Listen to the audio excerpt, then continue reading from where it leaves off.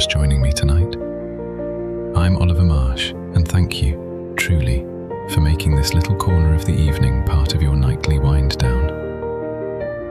If your mind's been rather busy today, you're in the right place. Tonight's sleep story, written by Nora Fielding, takes us to a Paris bakery at closing time on an overcast evening when the last customers have gone and the true work begins in the quiet behind the shop. You move through the back room with warm trays, folded cloths, cooling racks, the faint dust of flour still in the air, and the soft order of wiping, stacking, brushing, turning things off for the night. There's the hush of the tiled floor, the lingering scent of butter and yeast, a dim light over the counter, and rain-muted streets beyond the glass, whilst inside the last loaf settles on its rack, giving off a final breath of warmth. And if you'd like the story and subscribe, it does help keep the channel going. Right then, do settle in, let your shoulders drop a little, and we'll begin. Chapter 1. After the last loaf in the front bakery and warm back room. The brass latch turns under your thumb with a small, familiar click. The sound is enough. At once, the bakery is yours alone. In the glass of the front door, a dim reflection gives back the flour on your sleeve. Behind you, the ovens tick as they cool. From the back room comes the low warmth of the fireplace and the faint, dry smell of maple dusted all day with flour. The bread shells along the wall are nearly bare now. Only a few crumbs in the slats and one paper twist left folded on the counter.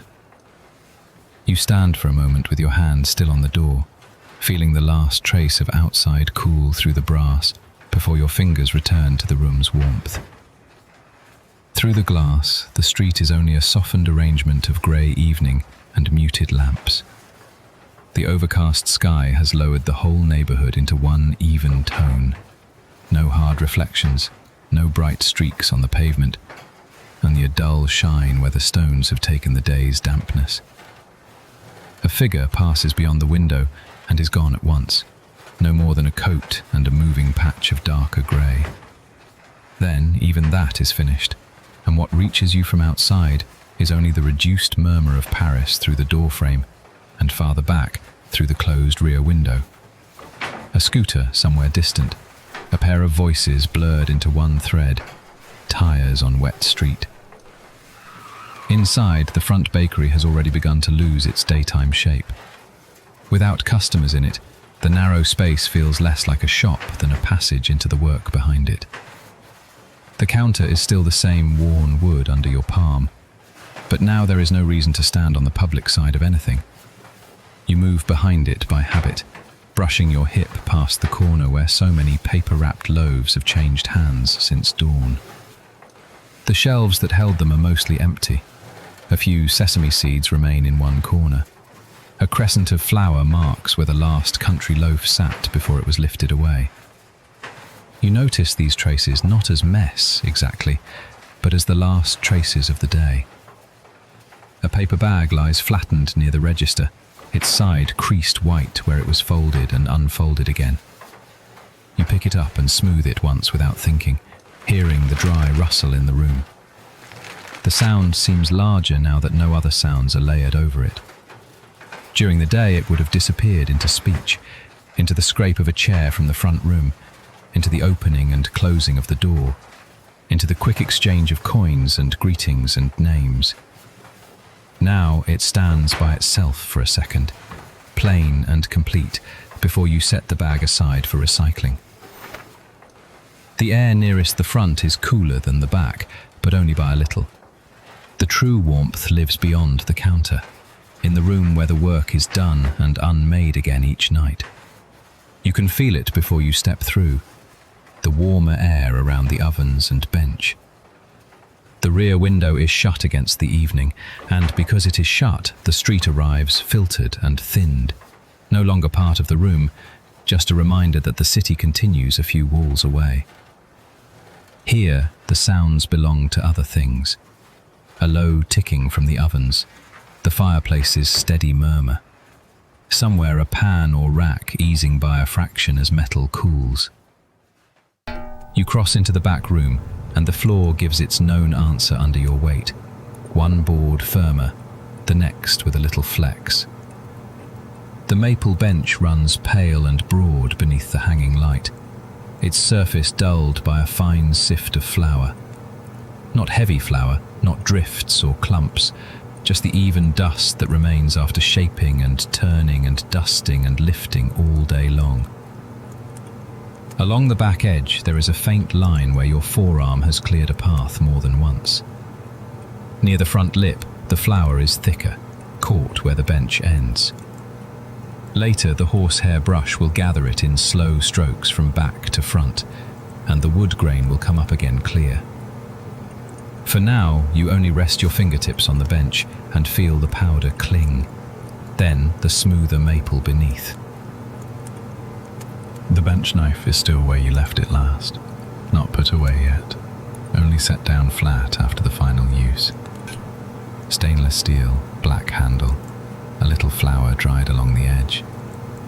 Beside it, the lame lies folded but not yet returned, its shape small enough to disappear into the bench if you did not know exactly where your hand had placed it. These are not dramatic objects at the end of the day. They are simply the tools that have done what they were meant to do. Later, you will slide open the drawer and lay each one into its place without needing to look directly at the compartment. Your hand knows where each tool goes. You let your gaze move on, not from hurry but from recognition. The couche cloths are draped where you left them after the last baguettes were turned out and baked, linen still carrying the memory of their folds. The pins that held the ridges in place sit nearby, plain and useful. They will need opening, a little air, enough room to dry before the cloth is folded away. Damp kept too close overnight leaves its own kind of mark. You know this the same way you know where the bench knife belongs. Not as a lesson to recite, just as part of the sequence your hands have made many times. On the corner shelf, the digital scale waits with a veil of flour over its display, enough to soften the numbers that were clear this morning. It belongs to tomorrow already, though tomorrow is still at a distance.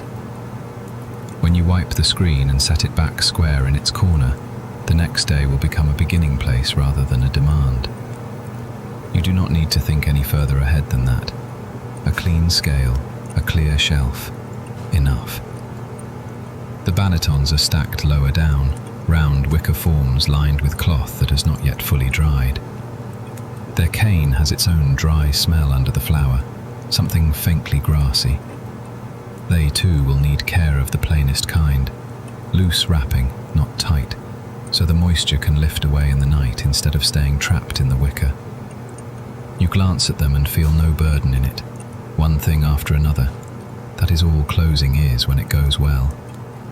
Not a final push, not a rest toward the door, only the bakery returning to order. At the mixer, the spiral bowl catches a low gleam from the overhead light. There is still a last ribbon of preferment and dough clinging to the steel where the scraper will pass later, flexible edge against curved metal, turning the bowl a little at a time until almost nothing remains. Even from here you can see the difference between what has been scraped and what has not. One side dulled by a thin smear, the other nearly polished by repetition. It is a satisfying task. The scraper will draw one more clean line around the bowl. The production ledger lies closed near the end of the bench, pencil tucked into its spine. Flour sits in the cover's corners, and the pages inside carry the compressed record of many mornings and evenings, temperatures, timings, quantities, and the smaller judgments that matter just as much. Colour, bloom, ear, oven spring. At the end of the day, you reduce the day to a few pencil notes. This is darker, that opened better. Mix a touch cooler if the room holds this warmth. The notes do not need to be many. They only need to be true enough to spare you from carrying the whole day into the next one. For now, you are still in the first easing. The room has not been put back in order yet. but it has already changed because no one else will enter it tonight. The difference is immediate and physical. You feel it in the way your shoulders settle when there is no chance of the bell over the front door sounding again. You feel it in the way your hearing shifts outward, picking up the oven tick between one breath and the next. You feel it in the absence of needing to divide your attention. Nothing calls from two places at once. The loaves are sold. The front is closed. What remains is finite, named, and familiar. You move back toward the counter for one last look at the front room, as if confirming the shape of what has ended. The shelves are more bare from this angle. The basket by the register is empty, except for a single flake of crust. The chalkboard menu still hangs where it always hangs, but with no one reading it, it becomes only slate and handwriting. A receipt curl rests near the till. You gather it and fold it into your palm, then set it with the flattened bag. The drawer pull is still warm. The oven door handle gives back a trace of the afternoon when you touch it in passing. The metal edge of a sheet pan on the rack is no longer hot, but not fully cool either, and your fingers read the difference at once. Nothing drops suddenly. The heat leaves by degrees, and because it does, your own pace follows it. At the rear window you pause. The glass is darkening now, reflecting more of the room than the street beyond. Your own outline is there, softened by flower haze on the pane and the dimness outside. Past it, the city is reduced to motion without detail. A bus exhales at the corner. Someone laughs, the sound shortened by distance and glass. Then the muffled street folds back into its low, continuous murmur. Inside, the fireplace carries on with a low, steady sound under everything else. Only one more source of warmth in a room built around making and cooling. You turn from the window and look once more across the back room. This time not as a survey of tasks, but as a map your body already knows. Bench first, then tools to the drawer, cloths opened and pins set down to dry, scale wiped and returned to the shelf, Bannetons wrapped loosely, bowl scraped clean, ledger opened to its pencil notes. Final warmth checked in the blue steel pans before they are nested away. The order is automatic. You do not begin at once. You pause. The day has ended, in fact, but not yet in touch. For one more moment you stand in the center of the room with flour on your hands, and the heat of the oven still faint in the handles, listening as a rack settles with one small metal note. Then you place your palm on the maple bench and feel the dry powder there. Chapter 2. Brushing flour from the maple bench at closing time. Your palm stays on the maple a moment longer, feeling what the eyes have already seen. Flour lies over the bench in a fine, even drift, not in mounds now, not in the active scatter of shaping, but in the flour left from shaping. There is a dry silkiness to it. When you move your skin across the surface, the powder gives first, then the firmer grain beneath answers through it. The bench has carried the whole day in plain ways. Dough turned, seams pressed, rounds lifted, scraps gathered, and at closing it asks for nothing more complicated than to be made back into wood. You reach for the horsehair bench brush where it rests near the wall side of the bench. The handle fits your hand. The wood is smooth where fingers have polished it over time, and the bristles, darkened a little at their base, spread with a slight give when you test them against your thumb. You have used this brush often enough to know the pressure before you begin. Too light and the flour only stirs and resettles. Too hard and it chatters against the bench, raising a needless sound. Tonight, the right weight comes back at once. You set the bristles at the back edge and draw the first stroke toward you. The sound is low and fibrous, more a brushing of surfaces than a scrape. A narrow path opens in the flour. Maple emerges in a band of warm, pale colour, its grain running in long, modest lines under the light dusting that remains to either side. That first cleared strip changes the bench immediately. the bench starts to look clean again. You feel your shoulders loosen by a degree so small it would be easy to miss if your hands were not paying attention. You begin again beside the first pass, from back edge to front lip, keeping the strokes parallel. The flour moves obediently before the bristles, gathering into a faint ridge that travels with them. A little of it escapes in airy curls at the sides, and you catch those on the next pass. There is no hurry in this kind of work. The bench is broad, and a broad task is easier at this hour because it asks only repetition and care, not invention. Behind you, somewhere nearer the ovens, a metal panel gives a single ticking note as it cools. The fireplace keeps up its lower murmur under that, steady enough that you stop hearing it unless some other sound parts around it. Through the closed rear window, the street has become only a softened wash of tires on damp pavement and a voice too blurred to make out. Inside, the room has narrowed to bristles, flour, wood, and the measured travel of your arm. You work from left to right, then draw back to catch the thin islands that remain. Fine flour has a way of revealing the habits of the day. Here, near the center, there is a broader patch where dough was turned out and divided. Near the far corner, a crescent where your forearm must have rested while you shaped the later loaves. Along one edge, a dusting interrupted by the square footprint of something moved and put back. None of it needs thinking through. You notice it the way you notice weathered steps or a familiar nick in a drawer pull. Not as information exactly, but as use made visible. At the front lip of the bench, the flour begins to gather into a pale line. You let it build there for a few strokes. The bristles push more down than across now, and the ridge thickens into a clean border of powder along the edge nearest your apron. It is satisfying in a direct, practical way, seeing what was scattered become singular. The day does not disappear all at once. It reduces. First a haze, then a line, then a little pile to be lifted away. You pause to adjust your grip. The handle has warmed in your hand. The drawer pulls are still slightly warm.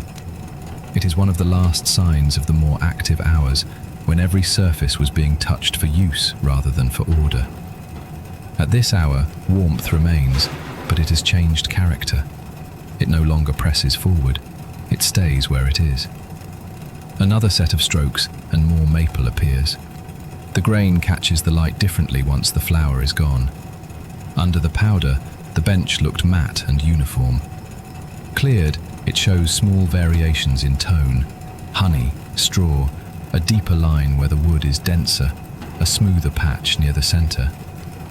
Your brush follows those lines without snagging. The bench has been maintained well. It gives back exactly what is needed from it. You angle the brush into the back corners, where flour likes to settle in a thinner film. The horsehair bends and reaches into the seam where upright and worktop meet. A little more powder loosens there, and with it a few dry seeds from the day, sesame perhaps, or poppy, light enough to travel with the flour until they catch against the ridge at the front. You notice them and leave them for the final sweep. This stage is for gathering, not sorting. Your breathing has found the pace of the strokes. Reach, draw, lift. Reach, draw, lift. The movement is not large, but after a day of shaping and lifting and turning, even this measured action changes the body. The forearm lengthens, the wrist stays loose, the weight shifts from one foot to the other and back again over the old familiar boards. You do not need to think of standing differently. The work arranges that for you. A little cloud of flour rises when the bristles catch a drier patch, and then settles almost at once. In the warm back room, the particles are visible only when they pass through the angle of light over the bench. For a second they brighten, then they disappear into the air and down again. You know this flour by touch better than by sight now. How fine it is after a full day. how it clings to the side of the hand, how it dulls the surface before the brush restores it. You clear the center fully and move to the far side. Here the bench still shows the marks of the day more distinctly. A smudge where dough stuck and was dusted over. A narrow drag mark from the bench knife earlier in the day, straight and then gone. You think briefly of the bench knife resting not far away, still to be put back later with the lame, both of them part of the next smaller order of the evening, but not yet. The bench comes first, the broad surface first, then the hand tools, then cloth, then notes, each thing in its turn. One advantage of closing is that the order has already been decided by use. The pale line at the front edge has become substantial enough to lift. You gather it inward with shorter strokes, drawing flour from the corners toward the center so nothing spills to the floor. The brush makes a denser sound now, bristles moving through a thicker drift. Powder folds into itself. A few seeds click faintly against the wood and stop. When the line has become a compact strip, you turn the brush and use the side of the bristles to keep the edge neat. For a moment you rest your free hand on the front lip of the bench. The maple is cooler where it has been cleared, or perhaps it only feels that way because the flour no longer insulates it from your skin. Either way, the difference is real enough in the hand. Wood under powder is one thing, bare wood after brushing is another. The wood is bare now. You fetch the dustpan from below, not with any ceremony, just the practiced bend and rise of a motion repeated many evenings. The pan's edge meets the bench flush. With two compact sweeps, you bring the pale strip into it. There is almost no resistance. Flour, once gathered, wants to go. A last little crescent remains near the right corner, and you catch that too, along with the seeds. When you lift the pan away, the front edge is clear. The bench is not finished yet. Fine flour always remains in the veil, too thin to see until the light changes. You set the pan aside and return to the brush for the second pass, lighter now. These strokes are less about moving visible powder than about finding what your eyes miss. The bristles skim the maple with barely any sound. You work the full width again, back to front, then diagonally across the grain. A faint residue appears after all, enough to justify the extra minute. It gathers in a thread, then vanishes into the pan. This part asks for precision. There is no puzzle in it, only attention narrowing. You notice the places where flour catches around an old mark in the wood. The slight hollow near the center, where years have taken the surface down by fractions. The way the brush sounds different over a patch still dusted than over one already clean. The room quiets. At the edge of your hearing, paper gives a dry rustle from the front. Perhaps a folded bag you set aside earlier shifting where it leans. The shelves out there are nearly bare now. The counter has been wiped. The latch is turned. All that remains is this inward work, one section at a time, each reducing what is left of the day into something smaller and easier to carry. You brush once more along the back seam, and this time nothing substantial comes forward, only a powdering so slight it barely marks the bristles. The bench has changed under your hands from a field of traces into a plain working surface again. You can see tomorrow in it now, though not as demand, only as possibility made easier by what you are doing tonight. Dough will come here again. Flour will fall again. the same broad space will be used and cleared and used. But that belongs to another hour.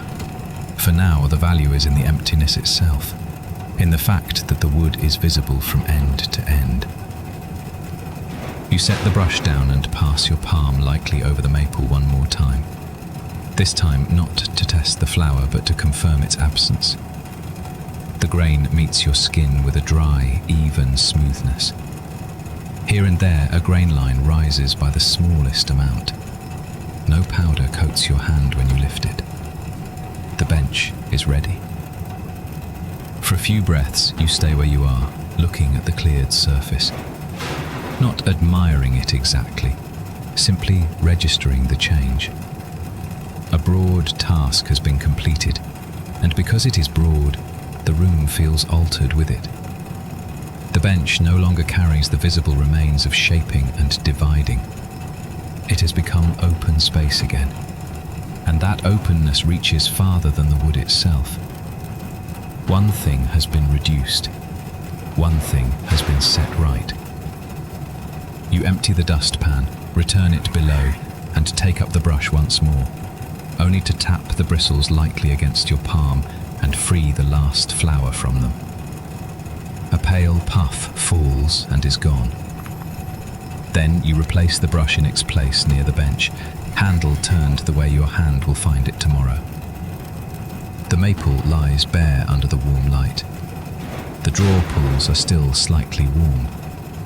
From the ovens comes another low tick, then nothing for a while. Beyond the rear window, Paris has softened further into distance. You stand at the bench with flour no longer on your hands, and the next task begins to come into focus. Not because it presses, but because the space for it has been made. Chapter 3. Putting away the bench knife and folding the lame closed.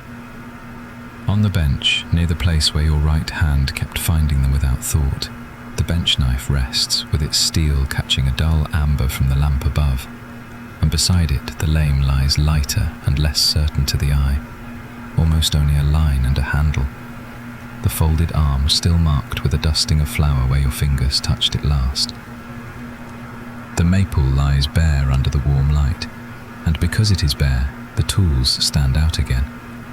Not the broad work of the day, not dough turned and shaped and lifted, but the hand tools that stay close to your reach, and then, at the end, ask to be returned to their usual order.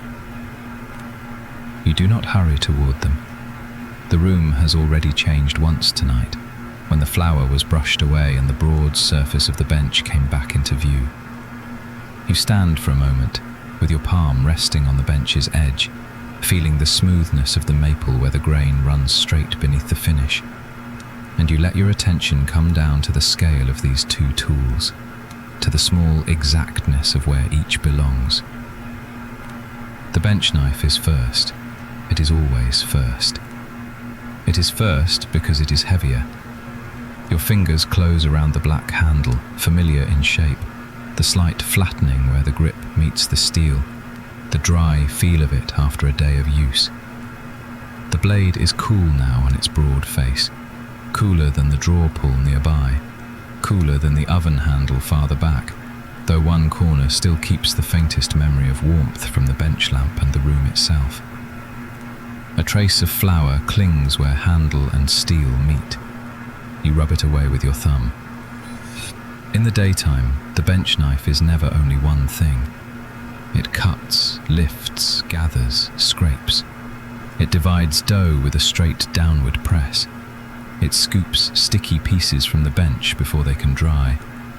It nudges a scrap of preferment toward the bowl scraper, corrals seeds, clears a corner, marks a space. You have used it so often in so many small motions that you've used it all day. Now, with the bench empty and the loaves gone from the shelves out front, it becomes simply itself again. Stainless steel, black handle, one clean line from heel to tip. You turn toward the drawer without needing to look first. You know where the drawer is. One step, A slight shift of the hip against the bench, your left hand finding the drawer pull, still slightly warm. You draw it open. Wood slides against wood with that familiar resistance at the start, then the smoother travel once it has found its path. Inside, the shallow drawer smells faintly of flour and dry wood, and the cold, clean note of steel. There is room in it because room is always left for these tools. A place not marked and still exact. You lower the bench knife flat, not dropped, not set on its edge, but laid down so the steel meets the drawer bottom all at once, with a restrained little contact, more felt through your hand than heard. The black handle points the same way it always points. You leave it where the hand expects it. For a moment your hand remains above the drawer, empty now, remembering the weight that has gone from it. It is a small absence. Even so, it changes the room. The lame remains on the bench. At rest, it looks delicate.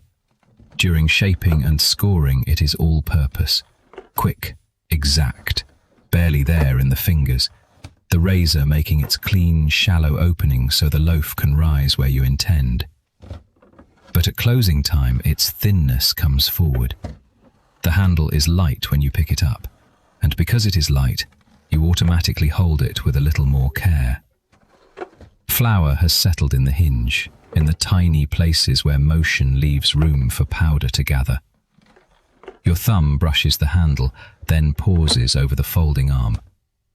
The razor is still open. You do not leave it that way. Not because there is danger in the room now, but because open is for work, and work is finished. With a practiced movement, you fold the razor closed. The small pivot gives a neat resistance, then yields. Then the tiny click as it seats, clear, final, releasing something in you with it. Folded, it fits in your palm. You pass your thumb once along the outside of the folded arm, confirming what you already know by feel. Beyond the rear window, a car moves over damp pavement and fades. The fireplace gives its low, steady murmur. Somewhere near the ovens, a panel answers with a single tick as metal contracts. None of these sounds interrupt what you are doing. They only set its scale. The bakery is no longer full of motions crossing one another. Each sound has room around it. You hold the lame for another breath, noticing how little it weighs now that the scoring is done. Earlier, your wrist knew exactly how much pressure to use, how far to angle the blade for bloom and ear, how to let the cut stay shallow and decisive. Those judgments are in the ledger later, in pencil. Color, bloom, ear, oven spring. But before they become notes, they pass through the hand. Now it asks only to be folded and put away. You lower it into the drawer beside the bench knife. Not touching at first. Then, with the smallest adjustment, yes, there. Enough space that the razor arm will not catch. Enough closeness that the two tools keep their familiar relation. Your fingers make that correction without any need to inspect it. You have done this too many evenings to mistake the distance. The drawer stays open while you look down into it. The sight is ordinary, and because it is ordinary, it settles you more than any finished display could. Just the tools back where they belong. Your left hand rests on the open front.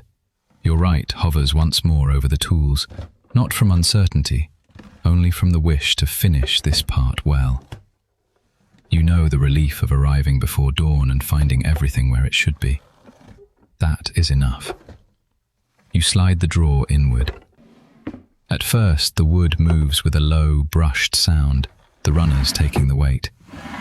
Then the last inch carries itself more slowly, the friction increasing just before the drawer meets its frame. It closes with a softened wooden note, a muted contact rather than a snap. Your fingertips remain on the pull a moment longer. Not hot now, only a trace. the kind that tells you the room has been worked in, that hands have opened and closed this drawer all day while dough was divided and turned and scored. Chapter 4. Shaking the linen couche cloths and leaving the pins to dry. From the drawer at your hip, where the bench knife and the folded lame have gone dark for the night, your hand moves on to the next thing without hurry. The broad work of the bench is finished. The smaller steel tools are back in their place. What remains here is lighter, less flour, less metal, more air. You turn from the maple toward the section of the back room where the linen was left after the last shaping, and the floor gives its familiar slight answer under your step. Behind you, somewhere nearer the ovens, a panel ticks once as it cools. Through the closed rear window comes the low Paris murmur, blurred by glass and damp evening. The couche cloths are where you left them after the final baguettes went to bake, stretched along their support and still ridged from use. Earlier, they stood up between the shaped pieces, making long folded walls so the dough would rise upward instead of outward. Now the loaves are gone, sold or shelved and then sold, and the cloth has nothing to hold. It lies in a series of tired pleats, dusted with flour in the creases, still slightly warm. You reach first for the nearest pin. The pin comes free with almost no resistance, just that tiny release of pressure where wood or metal has been fixed in place for hours and no longer needs to be. You set it down beside the others, not tossed, only laid there one by one so they can dry in the open air before being gathered later. Each makes its own small contact with the surface beneath it, not a clatter, more like the sound of setting down a pencil, useful things becoming still. Then the next pin, then another. As you work along the length of the cloth, the shape slackens. The linen stops standing in its practiced channels and begins to fall back into itself. Warm air leaves it as you open each section. You can feel it on the backs of your fingers and at the inside of your wrist when your hand passes under a fold. A faint, stored heat, dry and floury, the last trace of the dough it supported. It slips away almost at once into the room, and the folds fall open. You have always liked this part of closing more than you expect to, not because it is important in any grand way, but because it asks for so little force. After scraping and cutting and lifting and turning, after the weight of dough and the heat of the ovens and the exactness of timing, this part is gentle. The linen makes a dry sound under your hands, finer than paper, but of the same family. A rustle, then a longer hush as one fold opens across another. Flour lifts from the seam in the smallest pale breath and settles again close by. You do not shake it hard. There is no reason to send dust through the room now that the bench is cleared.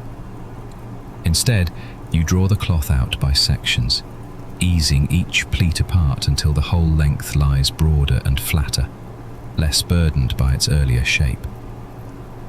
You find another pin, half hidden in a ridge of cloth, and free it with your thumb and forefinger. The motion is practiced enough that you hardly look directly at it. Your hands know where the tension sits. They know where to support the linen so the pin slides out cleanly without dragging a corner after it. You place this one with the others. The little row grows beside you, each pin separated from the next by just enough space for air to pass. Near the end of the first cloth, a crease holds more flour than the rest. You rub the fold lightly between finger and thumb, and the flour loosens in a thin line. The linen there feels cool on the outer surface and faintly warm inside where it has been doubled. That warmth is brief. Once opened, it leaves against your wrist and is gone. The fold flattens. The cloth looks different at once, less furrowed, more willing to lie open. When the first length is unpinned, you lift it by two corners. The weight is almost nothing, less than your forearms expect after a day of heavier work. The fabric hangs down with a dry drape and a few flowery creases. You give it one measured shake, not a snap, just enough to open it fully. The sound is broad and light, a single exhale of linen. A dusting of flour falls from the deeper folds and catches the lamp for a moment before settling on the floor and the edge of the support below. The cloth is wider now, no longer shaped into narrow corridors. It hangs in its plain usefulness, all structure gone from it. You smooth one side with the flat of your hand, feeling where the weave is rougher from repeated washing, where it has softened at the edges from years of folding and unfolding in the same places. There are no surprises in the fabric, no forgotten pin left to rust overnight. You leave the cloth open, not folded yet, not stacked, just spread and aired, the way linen should be after work. Moisture that gathered from shaped dough and warm proofing can lift away overnight if the cloth is given room. In the morning, it will be drier, flatter, easier in the hand. It will smell only of clean linen and flour, not of anything trapped too long. You make a small adjustment at one corner so more of the surface is exposed. The cloth answers by settling into a looser line. The second couche takes less time. Once the rhythm is in your hands, the body follows it with hardly any thought. Pin out, set aside, fold opened. Another pin, another section released. The sounds repeat with slight variations.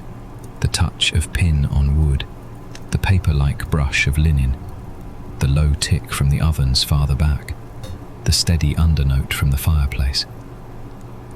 Beyond the rear window, a scooter passes on wet pavement and is gone. The room stays inward, warm enough that the metal drawer pulls still keep a trace of heat if you happen to brush one as you move. You pause halfway down the second cloth because one edge has caught under itself. The linen has twisted where it was gathered too quickly after the last bake. You lift that section and the twist slides out with a rough, fibrous sound. Beneath it, the inner fold is warmer than the rest, and when you open it fully, a narrow crease shows darker than the rest. Not wet, but still faintly damp where the cloth held itself closed. Your thumb presses there once. The weave gives cool at the surface and a little retained warmth from within. So you spread that section wider. The cloth opens in your hands with more care now. As the damp crease is drawn out, a deeper breath of warmth slips free, touching the inside of your wrist and the heel of your palm before thinning into the room. The linen changes shape around it. The darkened line lightens as air reaches it. The twisted edge relaxes. The pleat that held itself tight softens and falls away. You lift the cloth a little higher on the support so nothing lies doubled there. One more pin comes free from beside the crease, hidden by the fold, and you set it with the others. After that, your hands attend more closely. Not anxious, only exact. You open each remaining section of the second cloth a little farther than before, making sure no seam keeps its own pocket of warmth. The fabric answers at once. Where it had lain in narrow ridges, it now spreads into longer, easier slopes. The flower marks break apart. The creases lose their depth. By the time you reach the end, the cloth has already begun to look less like something just used and more like something left properly to itself. You gather the freed pins into a neater line with the side of your finger. Some are dusted white at the ends. One has a thread caught around it, a little pale strand from the cloth. You remove it and let it fall. The pins will stay out tonight, unfastened and exposed to air, their own small rest after being under tension all day. You know where they belong later. There is no need to hurry them there now. A corner of one cloth droops lower than the rest, and you lift it to drape more evenly. As you do, The linen brushes the back of your hand with that unmistakable bakery dryness. Flour worked into woven fibre, not enough to mark the skin much, only enough to leave a faint powder at the knuckles. You rub your thumb across it and feel the grain of flour disappear. The gesture is so familiar it barely becomes thought. Out front, the nearly bare shelves are beyond the wall and the counter, but you can still picture them in their evening spareness, the shape of what was sold. Back here, the same reduction continues. The bench has gone back to maple. The tools have gone back to the drawer. And now the cloths, which spent the day making channels and boundaries, are flattening into simple lengths of linen once more. You take up the third cloth, the last one still pinned in place. By now, the motions are fully even. Thumb under the fold, forefinger to the pin. A slight lift to release the tension, then the pin laid down among the others. The cloth opens section by section. In one crease there is a stronger flour mark where a baguette rested a little heavier than its neighbours. In another, the weave is darkened just a shade where moisture stayed longest. You spread that part wider so the air can reach it, remembering the warmer fold in the second cloth and giving this one the same room. The linen answers by falling open more completely. Its ridges flatten. When the last pin comes free, you notice how different the room feels from even a few minutes ago. Not larger, exactly, less arranged around production. The cloths no longer divide space into lanes for bread. They hang and drape and lie open, taking up room in an easier way. The room looks less like a workroom now. You do not need to name the change for it to register. Your shoulders know it. Your breathing knows it. The pace of your hands has matched it without instruction. You shake the final cloth once, then once more, lighter the second time. A few stubborn lines remain where the folds were deepest. They will ease overnight. Linen does that if left alone in air. You smooth the edge, then let it fall where it wants to fall. The sound it makes is almost nothing, just the low brush of fabric settling against itself. For a moment you stand among these opened lengths and the row of pins, with flour still faint on your fingertips, and listen. The fireplace gives its steady murmur.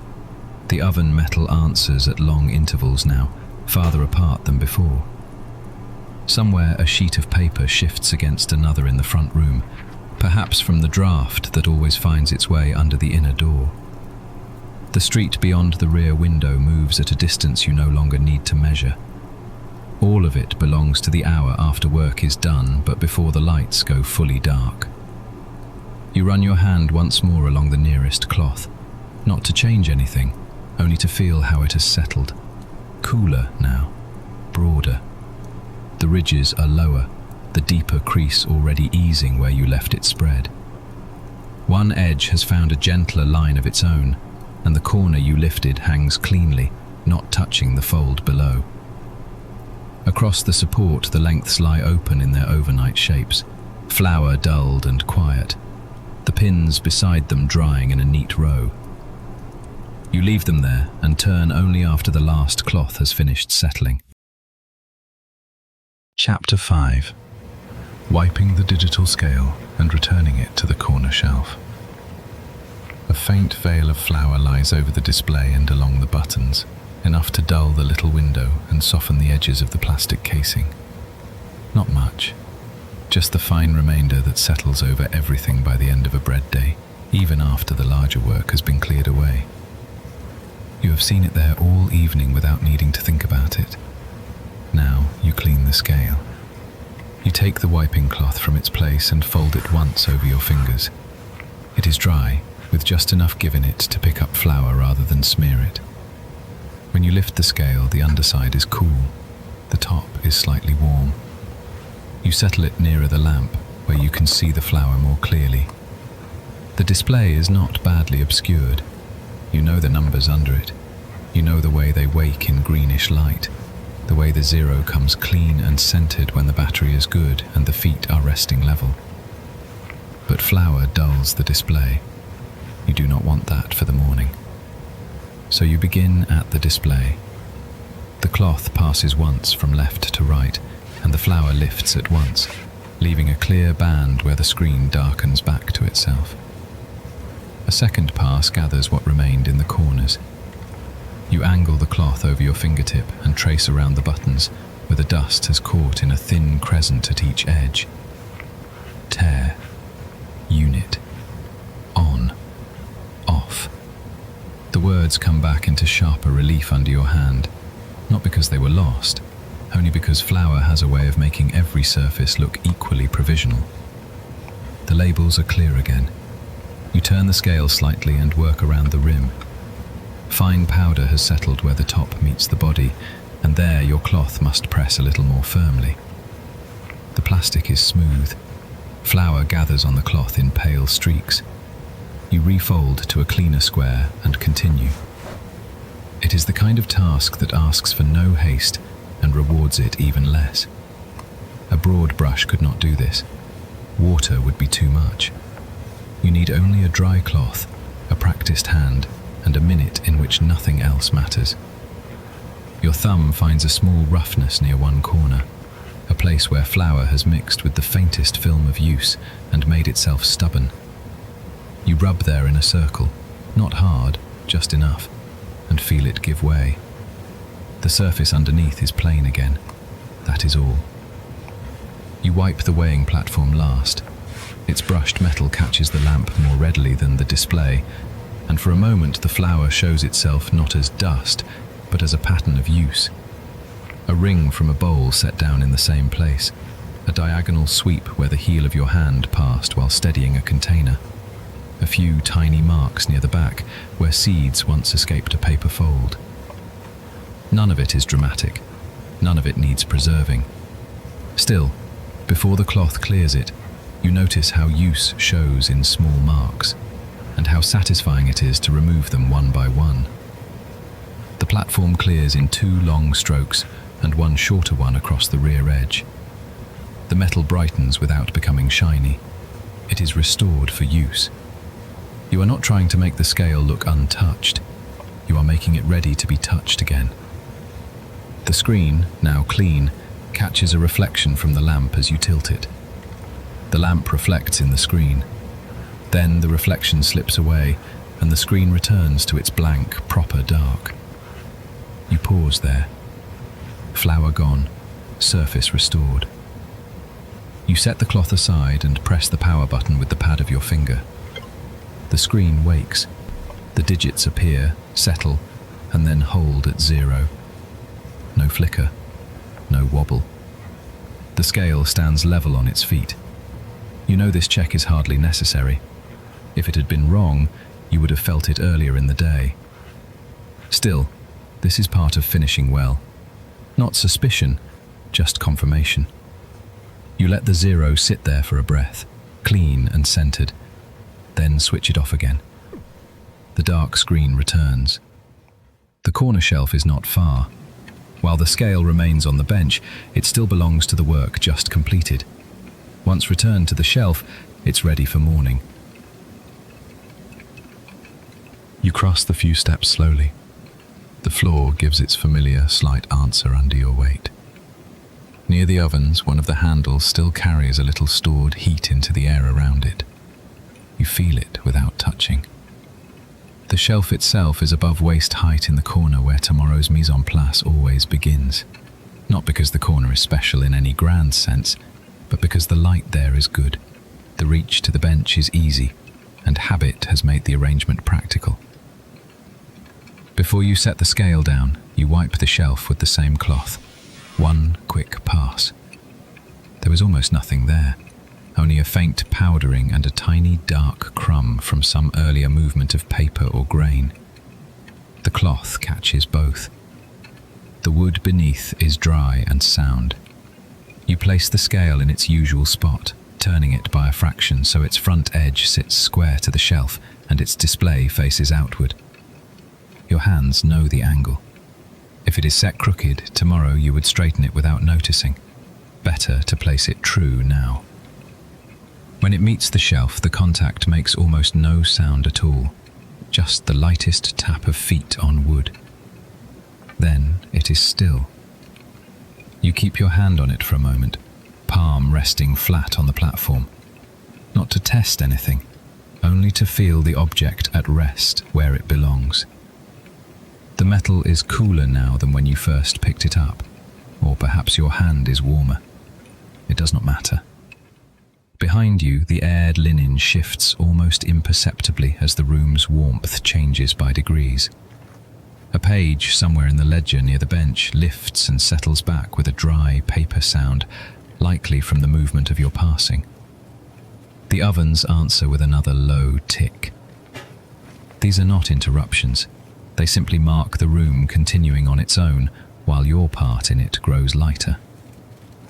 You pick up the cloth once more and fold the flour-marked side inward. There is no need to wash it yet. It has done exactly this small work and can be set aside for the next. You lay it down neatly, and your fingers rub together once, feeling for any remaining dust. A trace of it still clings near the crease of your thumb. You brush it away against the cloth's edge. Then your eyes move from the shelf back across the room. The bench is clearer than it was. The drawer with the bench knife and folded lame is shut. The couch cloths lie open to dry, their pins aligned beside them. Now the scale has joined the others in that pattern. One more object has stopped being part of the day's motion and become part of the bakery's order again. You do not think ahead very far. There is no need. The ledger will come later, and the mixer bowl, and the sheet pans still giving up their last stored heat. But those are each their own task, each with its own pace. So you let the corner remain just as it is. For a few breaths, you stay where you are, looking not at everything at once, but at the simple line from shelf to bench, from bench to drawer, from drawer to the opened linen. Fewer loose ends, fewer unfinished surfaces. Your thoughts follow the same direction, narrowing from the whole of work to the next reachable thing. When you turn away from the shelf, you do so without checking it again. The scale is clean. The screen is dark. On the corner shelf, squared to the wood and facing outward, it waits. Chapter 6. Wrapping the wicker Bannetons so they can dry overnight. The scale is clean, the screen is dark, its place is exact. From there your eyes move, as they always do, to the round forms stacked lower down, where the Bannetons have been set aside after use. They are not hidden, only out of the main line of work now, their wicker rims pale in the warm light, each one still lined with cloth turned faintly dull by flour. Earlier they held shaped dough with that particular steadiness only cane can give. Enough support for rise, enough air for the surface to stay right. They're empty now. You step closer and put your hands to the top one. The wicker is dry against your fingers at the outer rim, but inside they're still slightly warm. It is never much, and that is why this part matters. Too little to notice if you rush, enough to sour the cane if you do not. You lift the first basket free and set it on the cleared bench. The maple shows through in a broad, pale field where the flour has already been brushed away, and the basket lands with almost no sound, just the faint contact of wicker on wood. The cloth still holds the basket's shape. Your fingertips find the edge of the lining and ease it up. The cloth comes free with a dry, fibrous drag where flour has settled into the weave. When you open it, a little warmth leaves at once. Linen and cane both keep traces differently than steel does. Metal gives back warmth in a quick, direct way.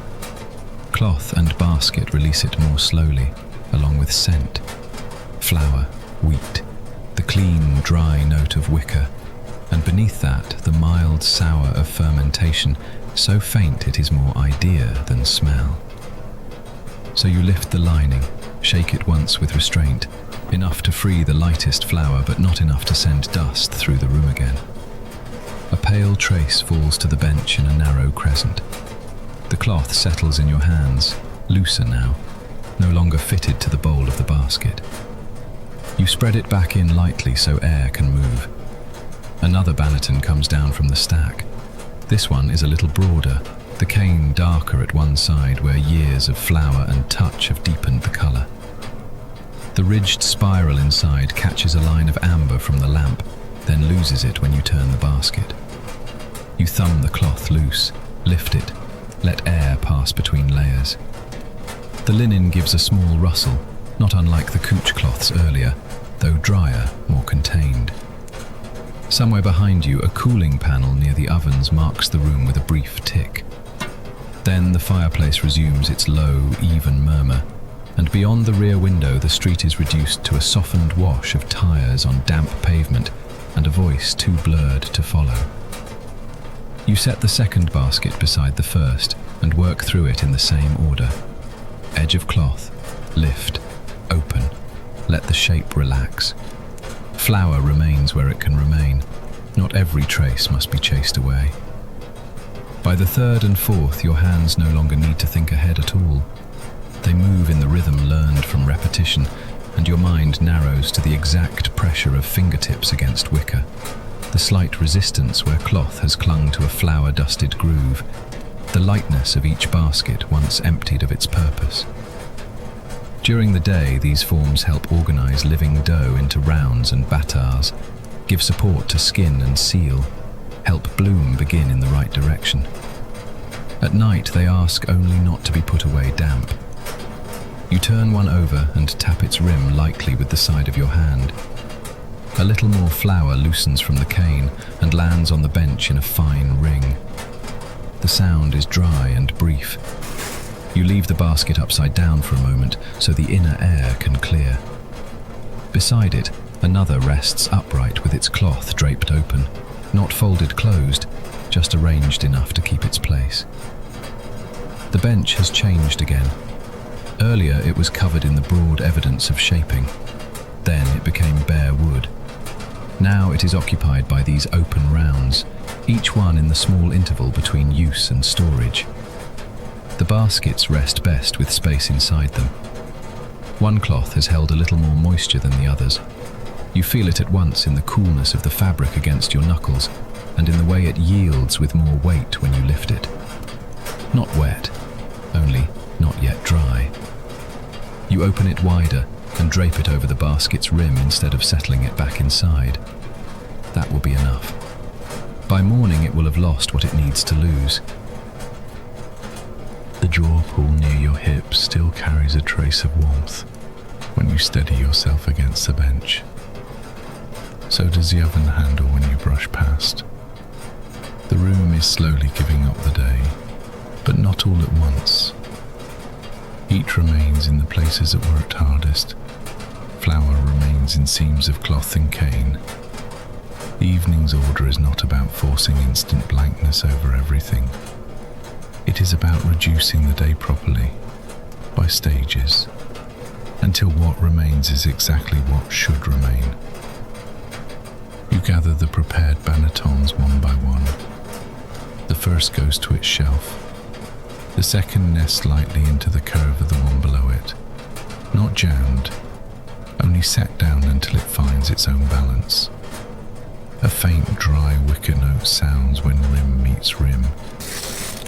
It is a small sound, thinner than metal, softer than wood, almost papery. Then stillness again.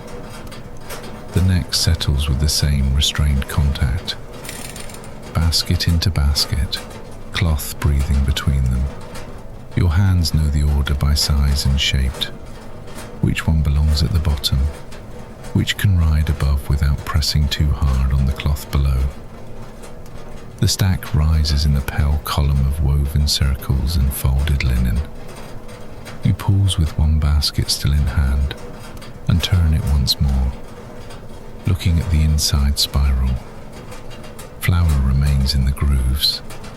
a fine white memory of the loaf that proofed there. You leave it. As you place the last of the larger rounds, your wrist gives a small ache from the day's work. Not sharp, only present.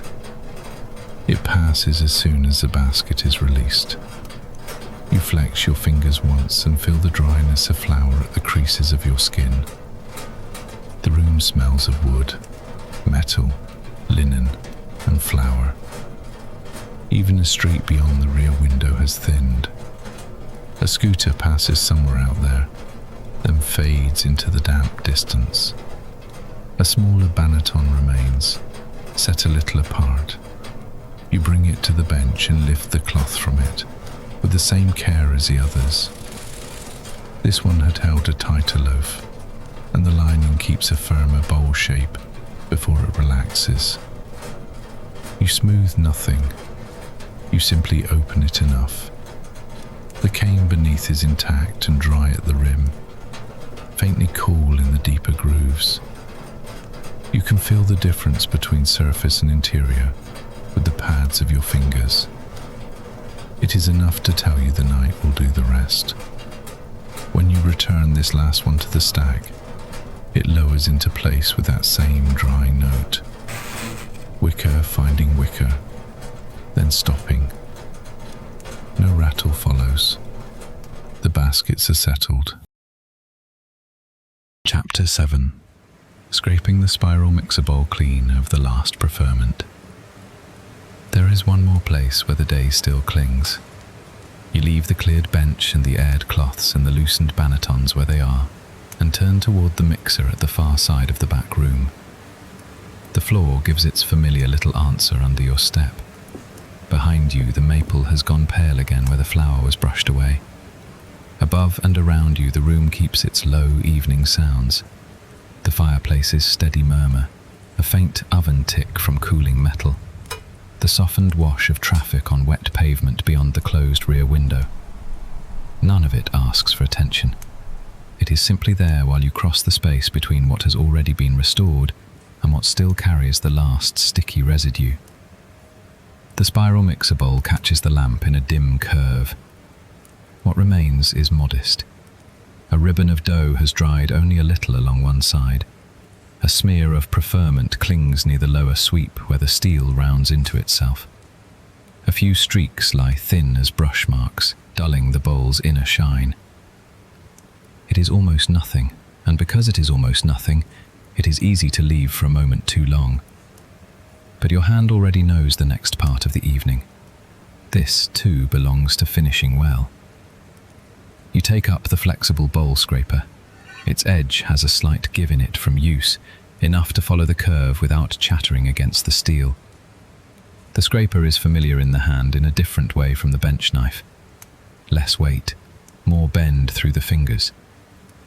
You set your thumb along one side, brace the bowl lightly with the other hand, and lean in just enough to see where the last paste has settled.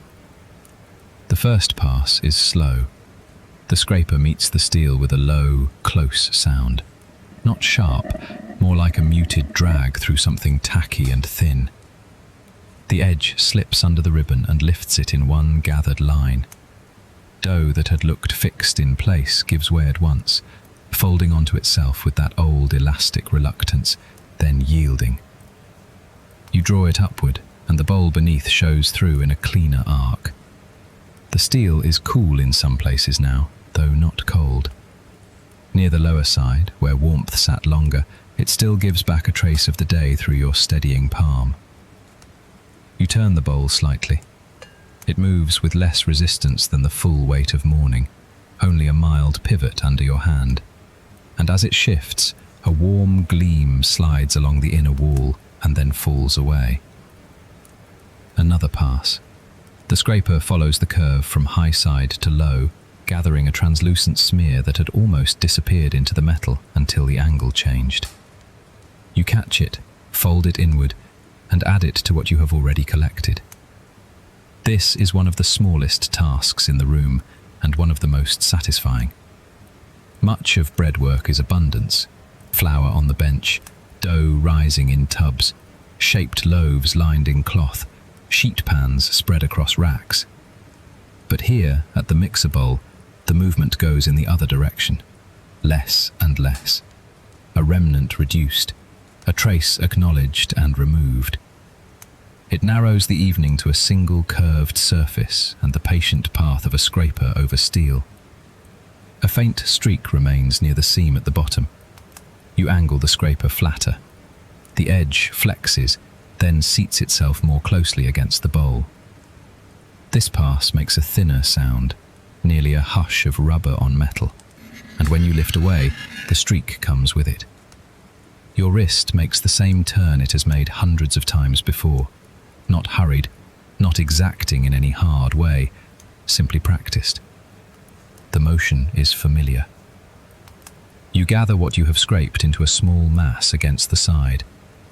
It is hardly enough to call anything by now, just the final sticking together of preferment and dough, a pale, tacky curl no larger than your palm. Earlier in the day, this material was active, changing by the minute, full of air and strength and timing.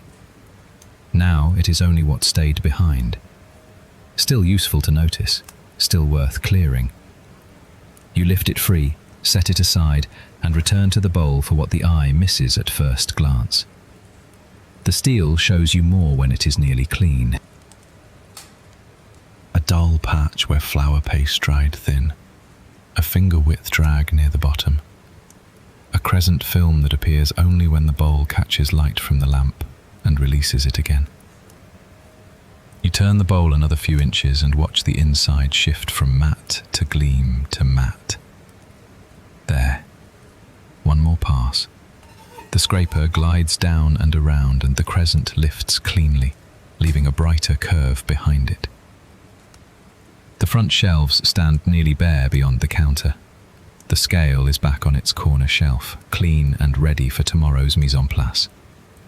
The couche pins are out to dry. The cloths have been opened. The Bannetons have been lined loosely so air can move through cane and cloth overnight. Each task has taken one part of the day's spread out shape and folded it inward. Here at the mixer, that inward movement becomes literal.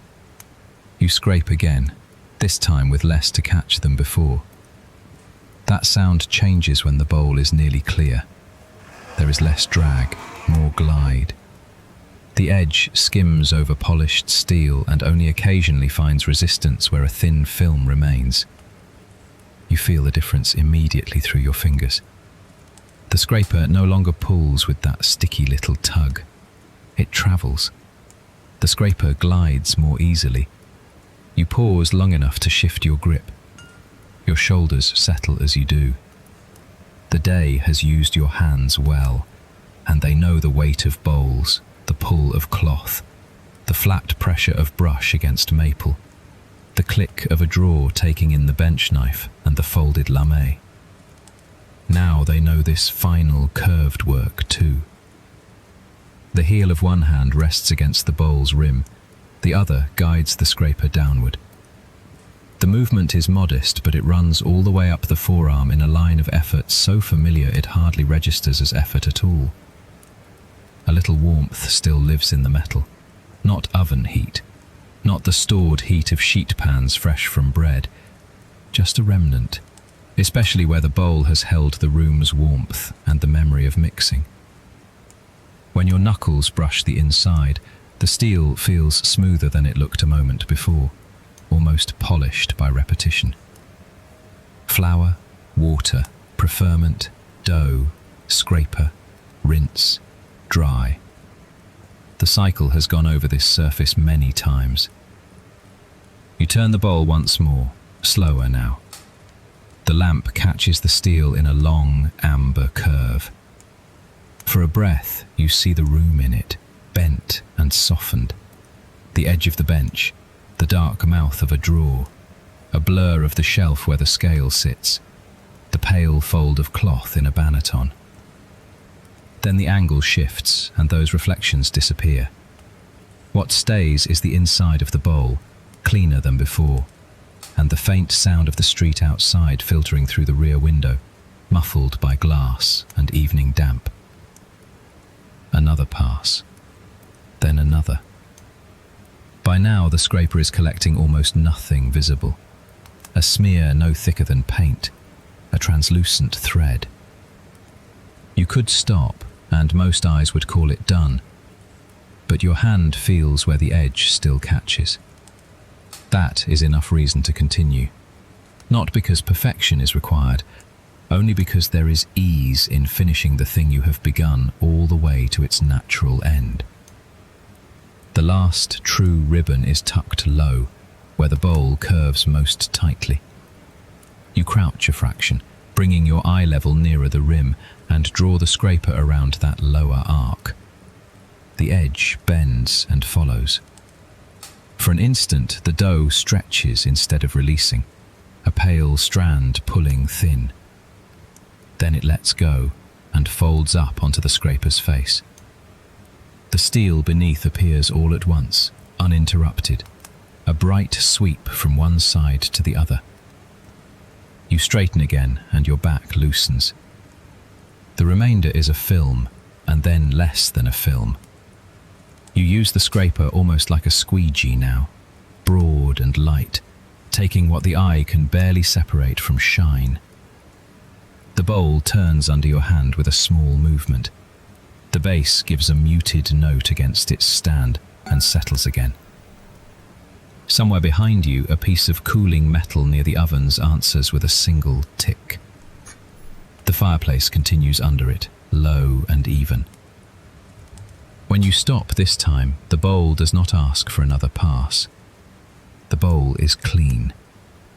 A few faint marks remain in the steel itself, old traces from years of scraping and mixing. But no dough clings there now. No preferment dries in a seam. The metal curves upward, nearly polished, carrying a dull amber reflection from the lamp and the slightest shadow of your hand at the rim. You run the scraper once around the edge anyway, out of habit more than need. Nothing gathers.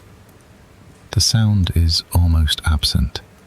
That tells you more than sight. You lower the scraper and rest your palm against the bowl for a moment. It is smoother now, cooler where the air has reached it, faintly warm near the base. The contact is brief, practical, but it lets the completion register through the skin before the mind names it. This is what you wanted from the start of the task. No waste clinging, no little patch left to harden overnight, no unfinished trace pretending to be too small to matter. So much of closing is made of such things, not dramatic enough to announce themselves, not burdensome enough to resist. Yet each one, once done, removes a small grain of pressure from the evening. The bench returned to bare maple, the tools in their drawer, the cloths aired, the scale wiped and put back, the Bannetons left loose to dry, and now this bowl, emptied of the last residue of mixing. You set the scraper aside and look once more inside. The steel catches and releases the light as the bowl shifts a fraction under your fingertips. That low, warm gleam moves along the curve and fades. Nothing remains to gather. The emptiness is complete. For a moment you stay where you are, one hand on the rim, listening to the room continue in its reduced evening way. The softened street murmur beyond the glass, the fireplace's low thread, the occasional oven tick, the settled stillness of tools already returned to their places. The mixer no longer belongs to the day's making. It has crossed over, as the bench did, as the cloths did, from use into readiness.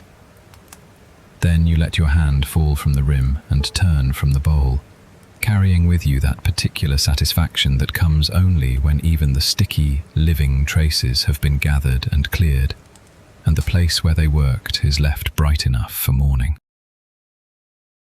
Chapter 8. Reviewing the production ledger and pencil notes on crust and oven spring. Then you let your hand fall from the rim and turn from the bowl, carrying with you that particular satisfaction that comes only when even the sticky, living traces have been gathered and cleared, and the place where they worked is left bright enough for morning. Next is the ledger. The broad work has already been done with your hands and shoulders, and the turn of your weight from one side of the room to the other. Flour has been brushed from the maple bench. The bench knife lies flat in its drawer beside the folded lame. The couche cloths are opened to dry, the pins set out, the scale returned to its corner shelf, the Bannetons left loose enough for air to move through their cloth. Even the mixer bowl has given up its last ribbon of preferment. What remains now is not labour in the same way. It is the part where you write the notes. You cross back toward the small place where the ledger rests, not far from the bench lamp, and the floor answers under your step with that familiar little give. The fireplace keeps up its steady murmur. Somewhere behind you, metal settles with a single dry note, and then is still again.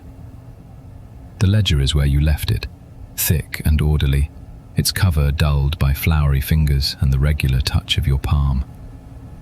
When you draw it closer, a faint dust of pencil and paper rises from it, dry and familiar. You rest one hand on the cover for a moment before opening it. You open to today. The paper gives with a soft sound, stiffer near the spine, smoother at the outer edge where pages have been turned and turned again. Pencil marks move across the page in your own compact script. Times, quantities, small checks. Then the notes that matter now. Colour. Bloom. Ear. Oven spring. You pick up the pencil. Its wood is warm where your fingers close around it, and the side of your hand leaves the slightest drag across the paper. The point is dull. Under colour, your eye goes first to the baguettes, a row of them on the loader, score lines still pale with flour, then the crust taking on that deeper chestnut on the second bake. Not dark, not underdone either, just fuller than yesterday. You make a small note in the margin, no more than 2 words and a mark to remind yourself, enough to carry forward. The page turns slightly under your wrist as you shift to the next line. Bloom. The batards had opened well, their cuts lifting into soft white ridges, but the first tray of baguettes stayed a touch tighter, the dough coming to the oven a fraction cooler than it should have. You write that down too, not as criticism, only as record. The pencil moves with a dry, steady sound. When you pause, you can hear the room around that sound more clearly. The low oven tick comes from the far side now and then, irregular, as the metal gives off what it has stored all day. Beyond the closed rear window, the Paris street has softened into a blur of tyres on damp pavement, and a voice passing somewhere below the level of words. Inside, paper and pencil are the nearest things. You lower your eyes to ear. Today, the country loaves gave you one clear memory. The blade slipping in at a shallow angle, the skin taut under it, then the cut rising in the oven into a thin, crisp edge that held. The later baguettes did this better than the first. You make another brief note. Better second shape, watch first proof. Then oven spring. Here your hand rests a little longer before writing. You see the rounds in the first burst of heat, shoulders pushing upward with that full, rounded confidence that comes when the dough has been left exactly enough. Then the later tray returns to you too. One loaf just a shade too settled, as if half a minute more at the bench had already begun to spend what the oven needed. Not much. This matters most tomorrow. You write a few plain words. The pencil stops. You turn back one page, then forward again, comparing without any hurry. Yesterday's notes are close enough to today's to reassure you, different enough to be worth the glance. Colour a touch deeper tonight, spring stronger in the rounds, the kind of difference that lives inside weather, flour, room temperature, the pace of hands, the exact degree of ripeness in preferment when the mix begins. The ledger helps you compare days. You add one more note near the morning mix line. A slight adjustment in water temperature, a reminder about the first proof. Nothing larger than that. Tomorrow comes down to a few notes. Your fingers shift on the pencil, and you notice the faint graphite dust on the side of your middle finger. There is flour in the fine lines near your knuckles too. Less than before, but still enough to catch the light from the lamp. You sit a little more fully into stillness. The chair, if you have taken one, gives a small answer under your weight. If you remain standing, one hip leans against the bench edge for a moment, and the maple presses a broad, familiar line through your apron. The work of lifting and carrying is behind you. The close work of wiping and placing is behind you too. What remains is attention, narrowed to the width of a margin. You read the notes once more from top to bottom.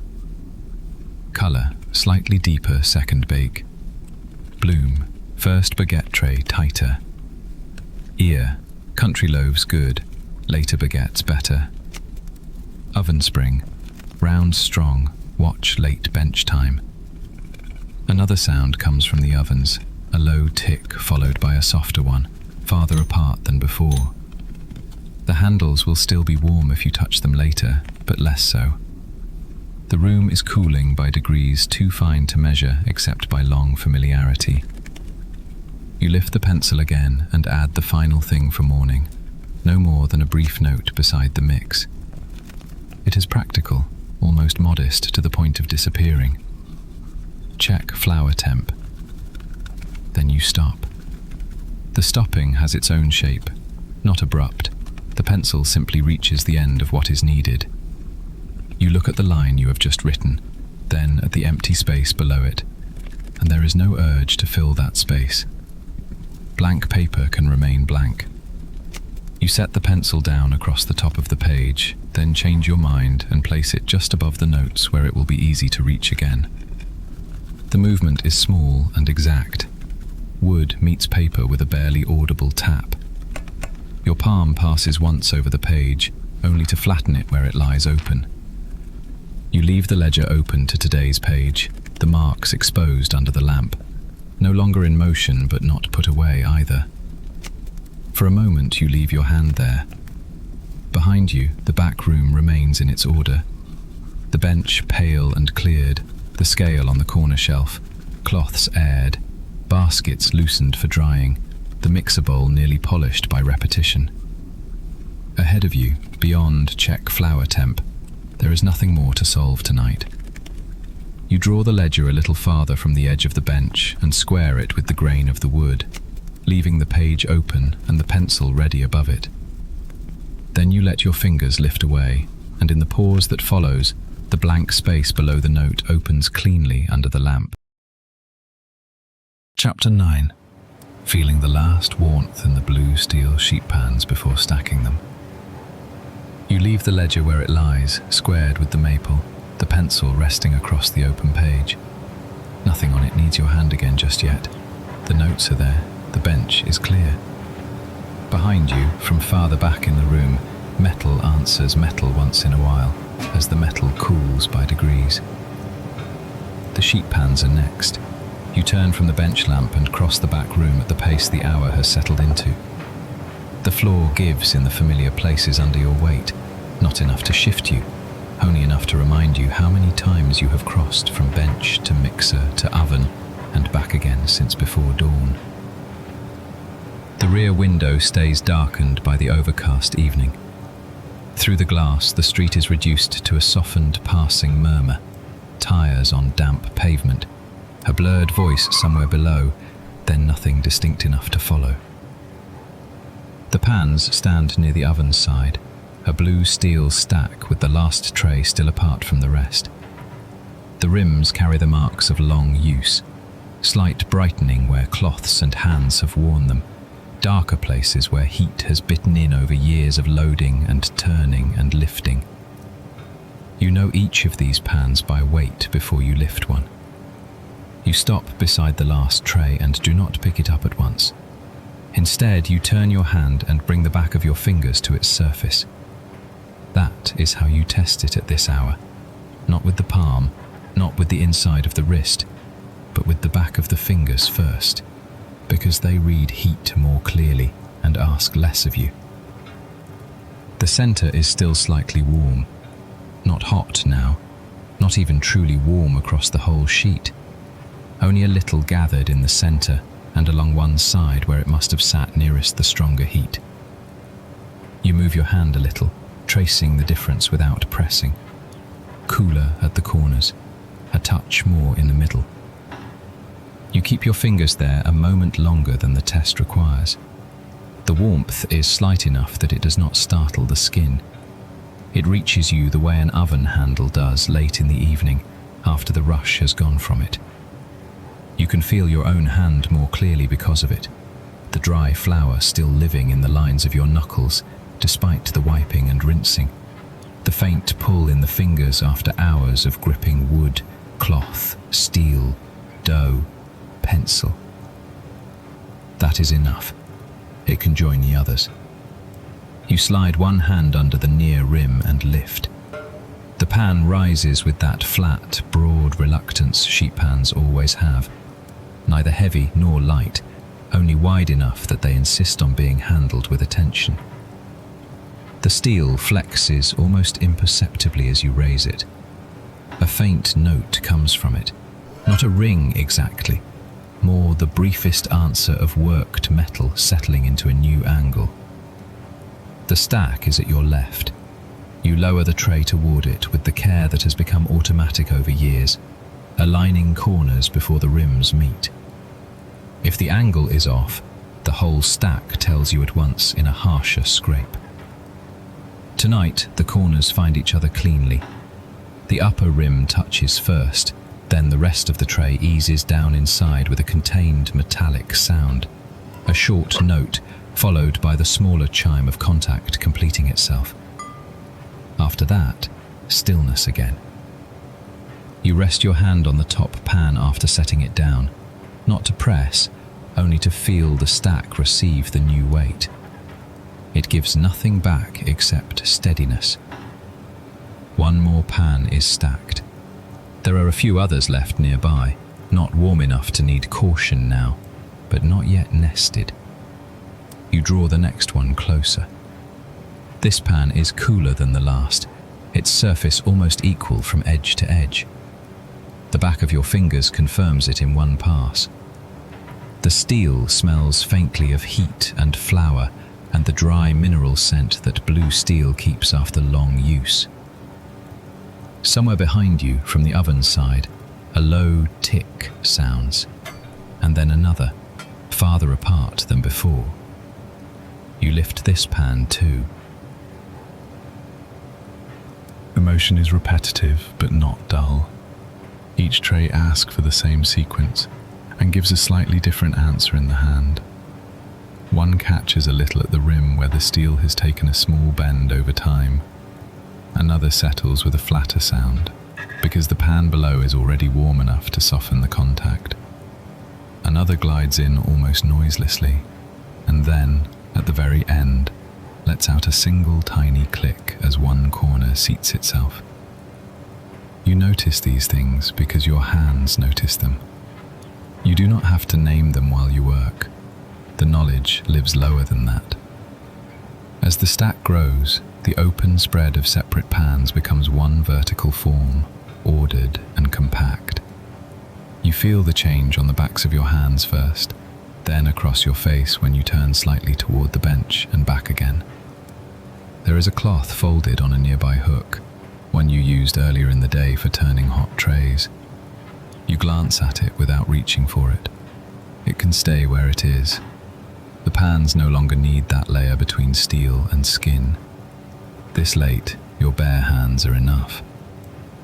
You separate the next tray with your fingertips slipped between the rims. The edges are smooth in some places, rougher in others where years of use have left a dry tooth to the metal. The pan comes free with a low scrape. You test it. Cool. Then lower it into the stack. Again that small note. Again the answer of one rim finding another. Again the brief settling after. Earlier, there were loaves to watch, customers to answer, timings to hold in the body without writing them down, cloths to open, flour to brush, the scale to wipe, the mixer bowl to scrape, the ledger to review. Now, there is only this narrower work of checking heat and reducing separate pieces into one resting stack. You pause before the next pan and listen. The fireplace gives its low, even murmur from the other side of the room. It does not dominate, it only fills the spaces between smaller sounds. The rear window keeps the city at a distance. A scooter passes somewhere beyond the block, blurred by glass and damp air. Then a drawer or oven panel settles with one mild click. In the front, beyond the counter, there is nothing from the shelves now. No paper shifting, no footstep, no voice asking for the last loaf, because there is no last loaf left to sell. The bakery has become all back room. You take the next pan in both hands and feel the temperature once more with the backs of your fingers, though by now you already know what the answer will be. Habit is part of care. You check because checking is what finishes the task properly. Even when the steel has plainly cooled, even when the room itself tells you the heat has gone, you let your skin confirm it. Not from worry, simply from practice. The body keeps these standards without effort after enough years. This tray gives almost nothing back.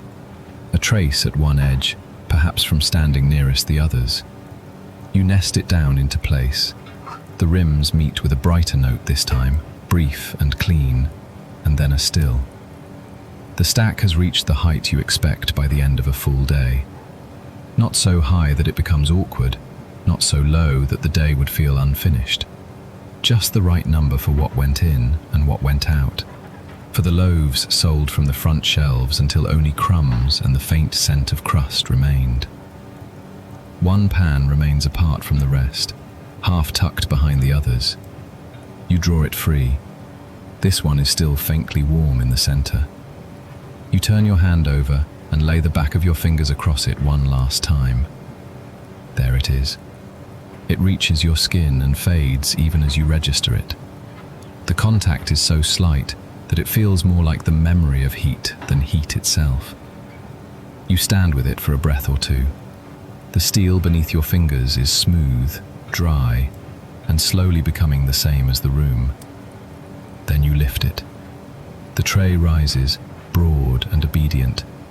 You angle it over the stack, line up the corners, and lower it until the rims touch. The note it makes is lower than the others, perhaps because the stack is fuller now, perhaps because your hands have become more measured with each repetition. The pan settles. A second tiny sound follows from somewhere near the bottom as the whole column adjusts by a fraction of a millimeter and comes to rest. That is the last of them. You leave your hand on the top edge. The stack is ready to stay as it is through the night. In the morning, the pans will come apart one by one again, but that belongs to another hour. For now, they are nested, cooled enough, and return to their compact order. You slide the stack a little farther back into its place. Steel feet or corners give a restrained scrape against the surface beneath, then stop. The movement is small, just enough to square them with the wall and leave the passage clear. You notice the way your shoulders settle after that final push. Not from strain, more from the absence of one more unfinished thing. A faint smell rises from the metal, that familiar dry scent of seasoned pans after baking. Grain, heat, iron, and the clean emptiness that follows use. It mingles with the flour still ghosting the room, with old maple from the bench, with the mild ash-warm note from the fireplace. These are the smells of the bakery after service, when what remains is not the brightness of fresh bread, but the materials that made it possible. You step back and look once, not to inspect for faults, only to register the shape of the stack in its place. Flat, aligned, rims even. Enough space around it, nothing left leaning where it should not be. Your eyes move automatically to the oven handles nearby, where a trace of warmth still lives in the metal, and then to the drawer pulls, to the bench beyond, to the ledger under the lamp. Each thing has narrowed into its night position. Another low tick comes from the oven side. The room is cooler now than when you crossed to the pans, though not cold, never that. The warmth has changed character. It no longer rises in active waves from broad metal surfaces. It has withdrawn into thicker things. The oven doors, the handles, the wall near the fire, the wood of the bench that has absorbed the day and is releasing it slowly. You can feel that change in the space between your hands and the objects around them. Less radiance, more steadiness. For a moment you rub the backs of your fingers with the opposite thumb, as if reading the last of the heat from your own skin. Then you let your hands fall to your sides. The stacked pans say nothing more. Somewhere above them, or behind them, a final, tiny settling sound arrives and is gone. You stand with that for a breath.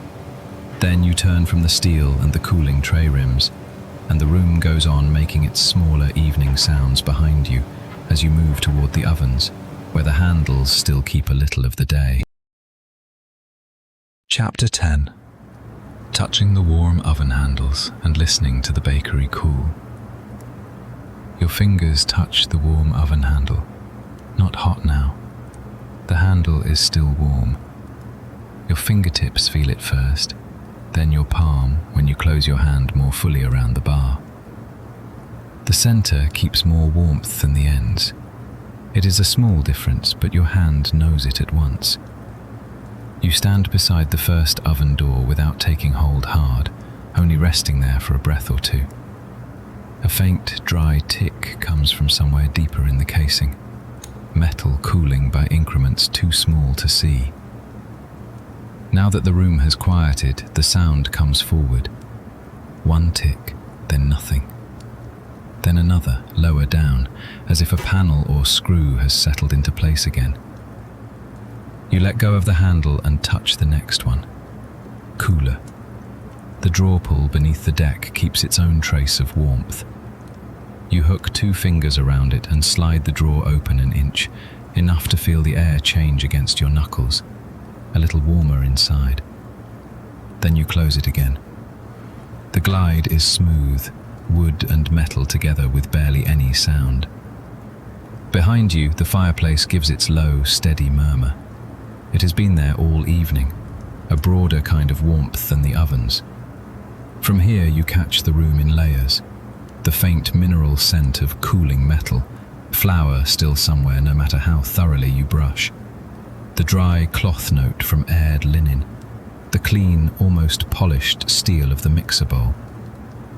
At this hour the bakery smells less of bread than of the place that made it. You stand with one hand on an oven handle and listen. Through the closed rear window the city has thinned to a softened murmur. A passing scooter rises and falls through damp air. Tires move over wet street somewhere beyond the block. A voice carries for a moment and loses its words before it reaches you. Indoors, the sounds stay separated and small enough to notice one by one. A coal settling in the fireplace, a minute click from the oven skin, the faint brush of your sleeve when you shift your arm. You place the back of your fingers against the second oven door, just below the handle where the metal skin is broad and flat. There is still warmth there, spread wide and even. Not enough to matter for work, enough to notice. You move slightly to the side where the drawer pulls catch the lamp's dull amber. The metal has been touched so many times that certain places are smoother than others, not polished exactly, but worn into certainty. Your thumb finds one of those places. Still warm, barely. By now they're nearly cool. A tick comes from the side panel, then another, finer than the first. The lamp near the bench throws enough light that the oven fronts hold a muted reflection. Amber laid thinly across dark metal, a softened line of brightness along the curve of the handle, the brief dull gleam of a screw head at either end. The bench is pale again where the flour was brushed away. The ledger lies open under the lamp. The pencil rests across the page at a slight angle. Nothing on the wood asks for your hands. You lean one hip lightly against the edge of the work table near the ovens. The table has lost most of its stored heat. Through the apron, there is only tempered coolness, steadier than the bars and pulls. Your feet appreciate the stillness more than a chair. They know the distances here without looking. Now they only bear your weight in one place, while the room continues its slow descent around you. You rest your palm once more on the nearest oven handle. This time you notice the shape of it as much as the temperature. The rounded edge where your fingers close, the slight flattening on top, the screws seated at either end. You feel the exact width of the bar against your palm, the seam where the bracket meets the door, the way the warmth holds longest where the metal is thickest. In your hands, the day has become measurements this small. One handle warmer than another, one panel giving back heat more quickly, one sound near, one farther off through the glass. The shelves are nearly bare, the counter is dim, the cloths are airing, the baskets are drying loose. The bowl is clean enough to shine in places, the pans are nested. Nothing remains undone that would trouble the morning. Yet you are still here for this last interval when the heat is not gone, but no longer busy. At the rear window, the dark glass gives back only a weak reflection of the lamp and a blur of your shoulder. Beyond it, Paris continues in its damp evening way, reduced by distance and weather to a low, textured hush. A car passes, then the brief scatter of footsteps on wet pavement. Inside, the oven answers only itself with another small tick. You slide your hand from the handle and let it rest on the front edge of the oven casing. The metal there is smoother, less touched, cooler too. Your fingers spread slightly across it. Another minute goes by, or perhaps two.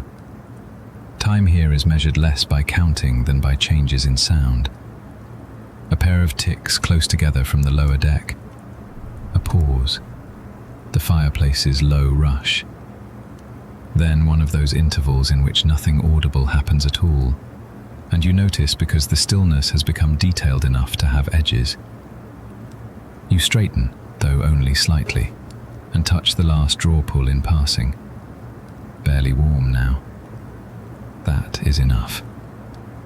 You stay beside the ovens a little longer, your hand lowered again, the reflected lamplight dim on the metal, the rear window keeping the street at a distance, and from somewhere behind the ovens a faint settling note rises, thins, and fades into the fireplace murmur. Chapter 11. Leaving only a few simple notes for the morning mix. After a while beside the ovens, you turn back toward the bench. The ledger is where you left it, squared with the maple under the lamp, the pencil laid across the open page. You come to it without hurry and pull it a little closer. The cover has taken flour into its edges over time, and the corners have softened from being lifted and set down in the same way day after day. When you open it fully again, the page answers with a dry paper sound. Pencil notes sit where you left them. Times, quantities, the brief observations that matter tomorrow and no longer need the whole day attached to them. Colour, bloom, ear, oven spring. A few numbers, a few short words. The page holds the notes you need. You pick up the pencil. Its wood is warm from the room, not from your fingers yet, and the sharpened point makes a faint pause before it moves. You look once more over what is there. The crust on the second bake ran a shade deeper. One batch opened better along the score than the first. The ears on the baguettes held well after steam. The larger rounds had good spring, though one row coloured a little more quickly on the left side. You are not solving anything. You are only leaving a clear path for the morning. So you add very little. A line about the oven running a touch stronger on that side. A note to watch the colour on the second load. A reminder about the preferment count, brief enough that it can be taken in at a glance. The pencil moves with short strokes, pauses, moves again. The sound is almost nothing, just graphite finding the paper tooth. You have no wish to crowd the page. Too many notes become another form of clutter. Better this, enough to remember what matters. When you stop writing, you read the last lines once. The room keeps to its smaller sounds. The fire gives its low, even murmur from the other side of the back room. Somewhere in the oven casing, a faint tick arrives after a stretch of stillness. Then another, longer stretch follows. Beyond the rear window, the street remains blurred into a softened wash of tyres on damp pavement and a voice passing without distinct words. Inside, the lamp over the bench makes a circle of warmer colour on the page and leaves the corners of the room dimmer. You set the pencil down above the final note, not across the middle of the page now, but parallel to the top edge, where it will not roll. Then you look up. The scale sits on its corner shelf with the display dark and clean, the flour wiped from the buttons and rim. In the morning, your hand will go there first, or nearly first, and it will be where it should be. Even from here, you can see the shelf has been left plain around it. No stray cloth, no folded paper, nothing to shift aside before beginning. The thought of that small ease is enough. Your eyes move back to the bench.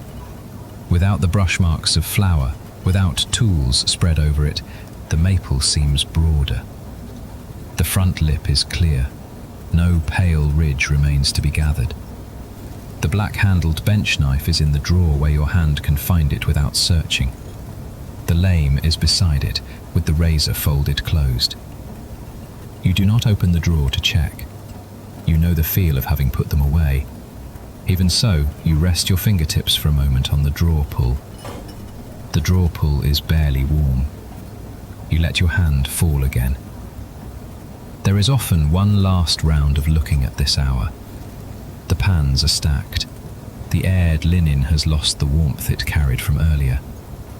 The baskets are left loose so the cane can dry.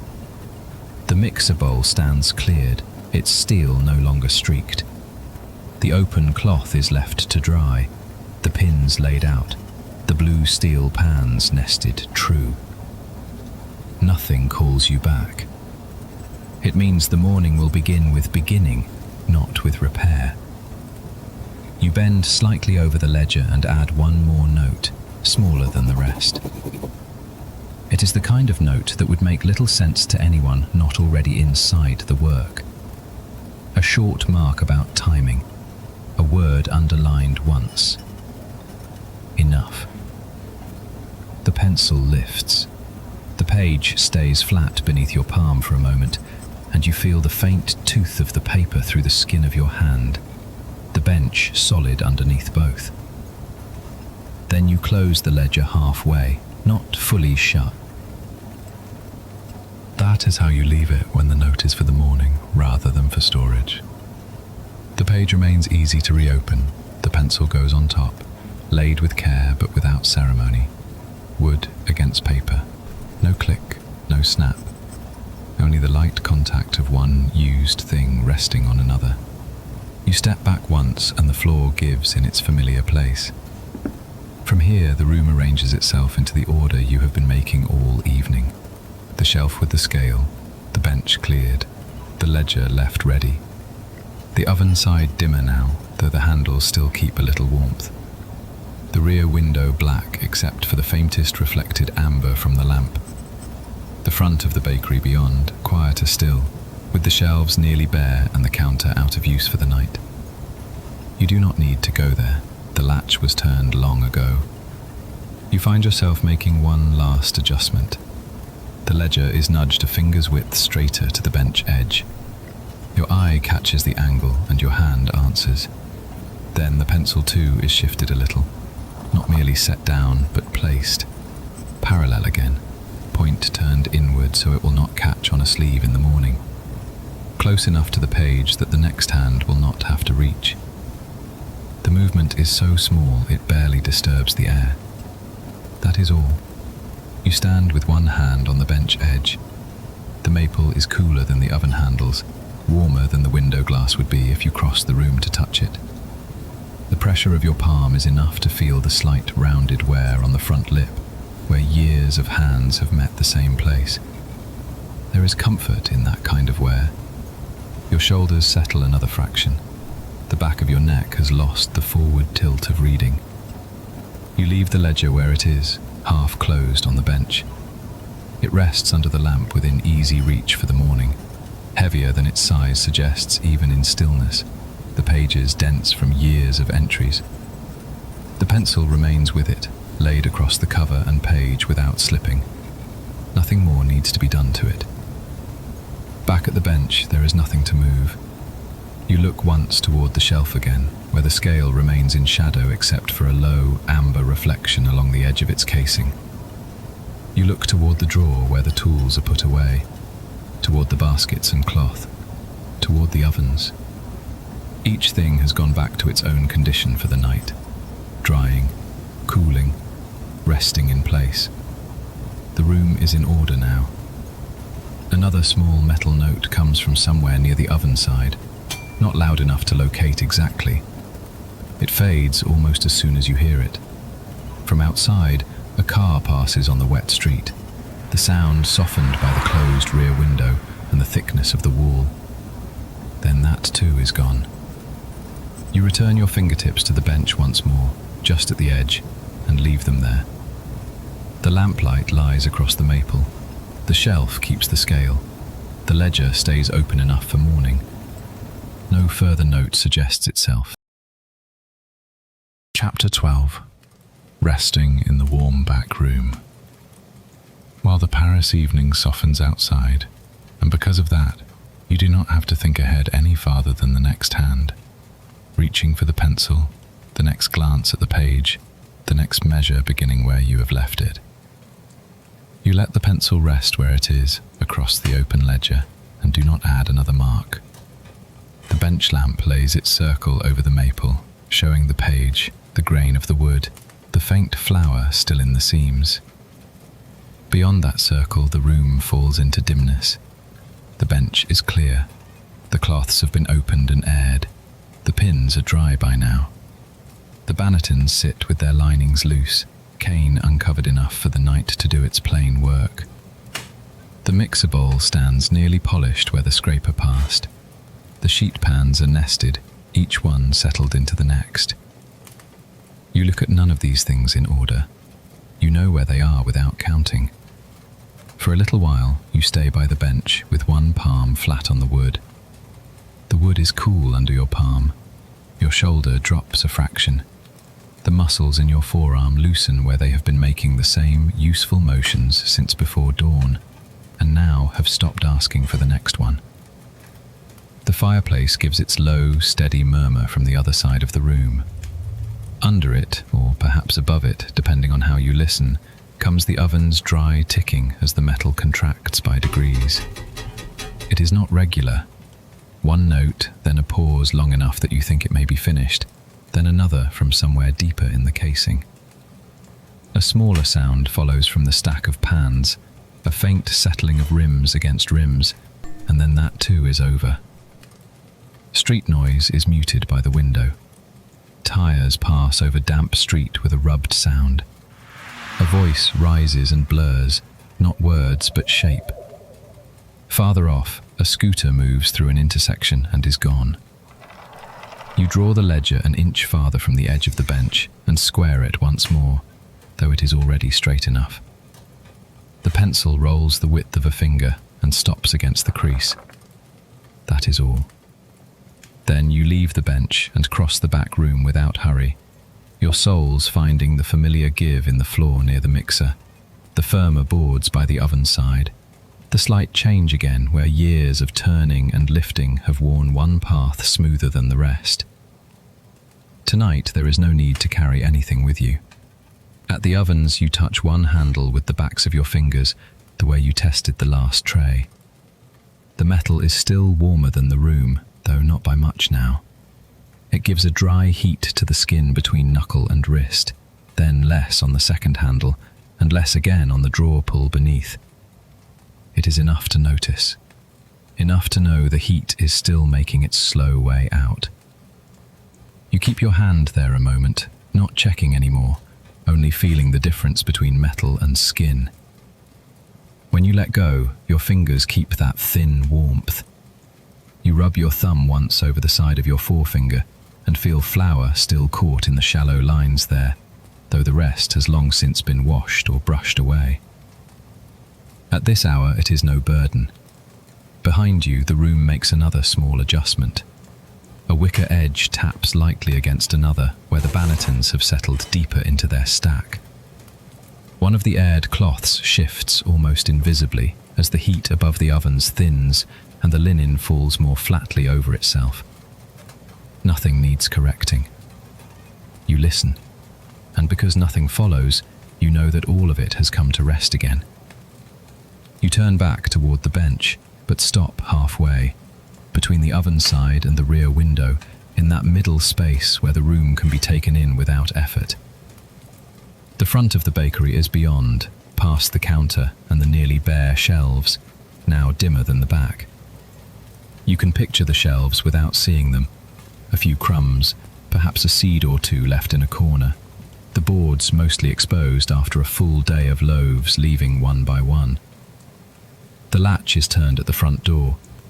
The glass there will be dark now except for a low reflection from inside.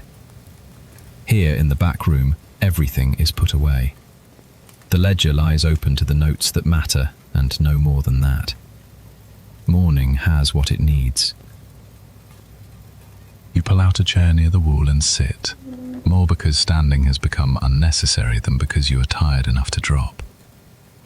The chair gives a brief wooden sound against the floor, then settles. From here, the lamp over the bench is off to one side, and the room is arranged in planes of amber and brown and steel blue. The nested sheet pans catch one low stripe of light along their rims. The mixer bowl takes another, duller and rounder. The window is a dark pane with no picture in it, only the faintest suggestion of movement from outside when a passing light shifts across wet pavement. You rest your hands in your lap. The fireplace keeps on with its low, even breath of sound. Paper gives one dry rustle from the ledger page as the air shifts when you move your foot. Then the page lies flat again under its own weight. Another tick comes from the oven casing, thinner now than before. Outside, the street has thinned further. A car passes. Somewhere a door closes on the block behind the bakery, the sound rounded by distance and walls. Then there is only the room again, with its wood and metal and cloth and cane all giving off the last of the day in their own time. You lean back a little in the chair. From here you can see the corner of the maple bench where your hand rested before. The wood looks plain and useful, no longer a place of dividing and shaping, only a surface ready to receive morning when morning comes. The open ledger does not pull at you. The pencil where you left it does not suggest one more note. Your breathing has matched the room without your noticing when it happened. In the rear window, a faint reflection of the bench lamp hovers over the dark glass. Beyond it, the overcast night keeps the city low and colourless. No stars, no hard edges, only the shine of streetlight on damp stone and pavement somewhere beyond the courtyard line. The bakery is enclosed. You sit until the warmth in your fingers from the oven handle is gone and replaced by the more even temperature of the room. You sit until your jaw unclenches from work you had not realized it was doing. A final metal note slips from the stack of pans, very slight, one rim settling more fully into another.